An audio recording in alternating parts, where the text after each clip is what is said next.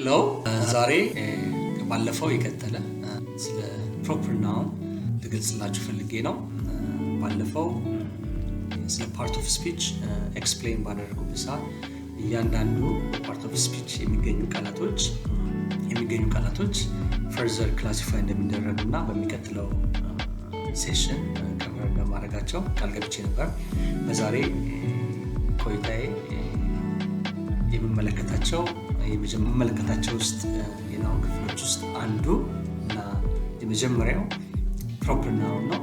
ፕሮፐር ናውን a name given to a person or people, place, organization or company, brand, holy books, buildings and monuments. እነዚህ እና ሌሎች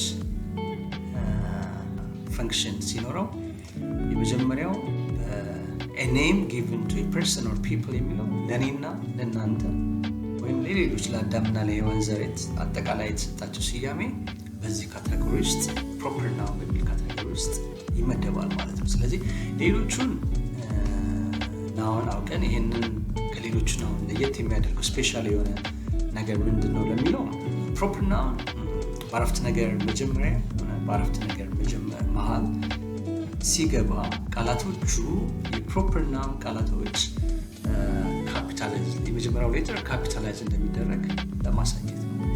እያንዳንዱን ቃላት 8 በአርት ኦፍ ስፒች 8 ክፍሎች አሉት ብለናል። ከነዚህ 8 ክፍሎች ናውን የመጀመሪያው ነው። ናውን ደግሞ በተጨማሪ የተለያየ ክፍሎች አሉት። ከነዚህ ክፍሎች መካከል የመጀመሪያው ፕሮፐር ናውን ይባላል። ፕሮፐር ናውን ከሌሎቹ ናውን ክፍሎች ውስጥ የሚለየው ምንድነው? አረፍተ ነገር ውስጥ ወይም ደግሞ ይህ ቃል ሁሌ በምንጽፍበት ጊዜ የመጀመሪያ ሌተር ካፒታላይዝድ አድርገን ነው የምንጽፈው ማለት ነው። ስለዚህ ሌላ ጊዜ አረፍተ ነገር ፕሮዲዩስ ስናደርግ አረፍተ ነገር ስንመሰርት የአረፍተ ነገሩ መጀመሪያ ሁሌ ካፒታላይዝድ ይሆናል። ካፒታል ሌተር ነው መሆን ያለበት የመጀመሪያው ሌተር። የትኛውም ቃል አረፍተ ነገር ሲጀምር በካፒታል ይጀምራል፣ በፉል ስቶፕ ያቆማል። ከዛ ውጭ ግን በአረፍተ ነገር ውስጥ ሁሉንም ቃላቶች ካፒታላይዝ እያደረግን አንጽፍም። ግን ኤክሰፕሽናል የሆኑ ቃላቶች ደግሞ አሉ። እነዚህ ኤክሰፕሽናል ቃላቶች ምን ይባላሉ? ፕሮፐር ናውንስ ይባላሉ። እነዚህ ፕሮፐር ናውኖች እንዴት ነው የምንለያቸው የሚለው የመጀመሪያው a name given to a person ለኔ፣ ለእናንተ፣ ለሌላው ለአዳምና ለሔዋን ዘር የተሰጠ ስያሜ ፕሮፐር ናውን ብለን እንጠራለን። 1 2 3 ብዬ ኤግዛምፕል ከምሰጣቸው እንዲጠቅለል ባለ መልኩ ማስቀመጥ ይሻላል ብዬ ነው። ሁለተኛው a name given to a place ለቦታው። ለምሳሌ እኔ ያለሁበት ከተማ በስሞል ሌተር መጀመሪያው ሌተር በስሞል ሌተር ላስቀምጠው፣ የግድ ካፒታላይዝ መሆን አለበት ማለት ነው።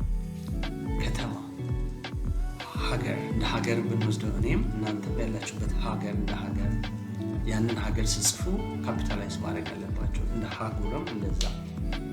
ስለዚህ የግድ ከተማ፣ ሀገር ወይም ኮንቲኔንት ሀገር ብቻ አይደለም ካፒታላይዝ የሚደረገው። ለምሳሌ ተራራ ሊሆን ይችላል፣ ተራራና ሸንተረሩ ሊሆን ይችላል፣ ወንዝ ሊሆን ይችላል። ፕሌስን ሊያመሳይ የሚችል ነገር፣ ሎኬሽንን ሊያሳይ የሚችል ነገር ምን መሆን አለበት? ካፒታላይዝ መደረግ አለበት ማለት ነው። ሶስተኛ ደረጃ ካምፕኒ ወይም ደግሞ ኦርጋናይዜሽን ምንጊዜ ካፒታላይዝድ ተደርጎ መጻፍ አለበት ማለት ነው። ሌላው ብራንድ ወይም ደግሞ ፕሮዳክት እንላለን። ለምሳሌ ኮካኮላ ስንል ብራንድ ነው፣ ፕሮዳክት ነው አይደለ? የፕሮዳክት ስም በምናስቀምጥበት ጊዜ ካፒታላይዝድ አድርገን ነው በካፒታል ሌተር የመጀመሪያው ሌተር ካፒታላይዝ እናደርጋለን። አፕል ስንል ይሄ ብራንድ ነው፣ ትልቅ ብራንድ ነው። ቶዮታ ስንል ብራንድ ነው። የተባበሩት መንግስታት ስንል ብራንድ ኦርጋናይዜሽን ነው። አዲስ አበባ ዩኒቨርሲቲ ስንል ኦርጋናይዜሽን ነው። ትልቅ ኦርጋናይዜሽኖችን ስያሜ ስናስቀምጥ በስሞል ሌተር አንጽፍም። ስሞል ሌተር ማለት ምንጊዜም ቃላቶች የሚጀምሩት የራሳቸው ፊደል አለ። ቃሉን ሪፕሬዘንት የሚያደርገው ግን ፕሮፐር ስያሜው ከነዚህ ካቴጎሪ ውስጥ አንዱ ከሆነ የመጀመሪያውን ሌተር በካፒታል ሌተር ነው የሚጀምረው። አረፍተ ነገር ሲጀምር በካፒታል ሌተር ጀምረ በፉል ስቶፕ እንደምንጨርስ እሱ ቤዚክ ነገር ሆኖ ሳለ ይሄ ደግሞ በተጨማሪ ፎከስ የምናደርግባቸው የቃላቶች ፓርት ነው ማለት ነው። ከዛ በተጨማሪ ከብራንድ ኦርጋናይዜሽን በተጨማሪ ካፒታላይዝ የምናደርጋቸው ሌላ ሆሊ ቡክስ መጽሐፍ ቅዱስ ቁርአን ስናስቀምጥ በካፒታል ሌተር ነው። የመጀመሪያውን ሌተር በካፒታል ሌተር ነው የምንጀምረው። አረፍተ ነገር ስንጀምር በካፒታል ሌተር ጀምረን በፉል ስቶፕ እንደምንጨርስ እሱ ቤዚክ ነገር ሆኖ ሳለ ይሄ ደግሞ በተጨማሪ ፎከስ የምናደርግባቸው የቃላቶች ፓርት ነው ማለት ነው። ስለዚህ እነዚህንና ሌሎች እነዚህንና ከላይ ያስቀመጥኳችሁን ካቴጎሪዎች በደንብ ማወቅ ያስፈልጋል። በመጨረሻ ደግሞ በዚህ ካቴጎሪ ውስጥ የሚካተተው a name given to buildings and monument ትልቅ ሰማይ ጠቀስ skyscrapers ሰማይ ጠቀስ ህንፃዎች ስያሜ ይኖራቸዋል። ቢልዲንግስ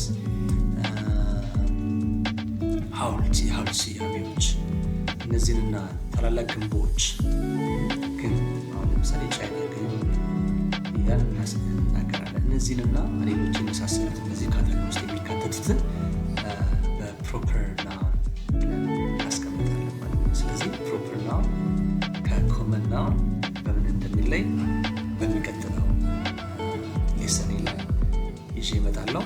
ለዛሬ ግን ፕሮፐር ናውን የሚለውን በዚህ መንገድ ከገለጽኩላችሁ እናንተ ደግሞ በቀጣይ እስከምገናኝ ድረስ እያነበባችሁ ጥያቄም ካላችሁ ተዘጋጅታችሁ ትጠብቁኛላችሁ።